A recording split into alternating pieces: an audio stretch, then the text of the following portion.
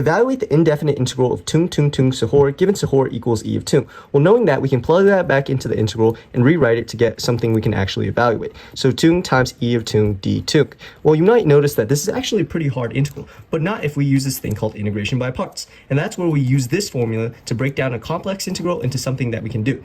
Okay, now you might be wondering, how do we find u and how do we find v? Well, that's very simple. You set u equal to tung and then set the dv equivalent to e of tung. Now, how do we find v and du in this case, since this is also required for the problem? Well, v is just the antiderivative of dv, which in this case is e of tung, and then du is just the derivative of u, which is 1 d tung, or just d tung in this case. Now we can just plug this all back into the equation, so we get tung e tung minus the integral of e tung in terms of d tung.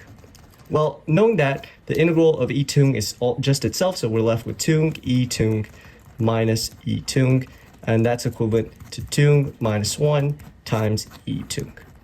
But we should probably check our work. All we got to do is go to this website called Solvely, simply paste in the question, and then click send. As you can see, it got a slightly different answer, but it really isn't, since Sahor is equivalent to e of tung. So we were correct.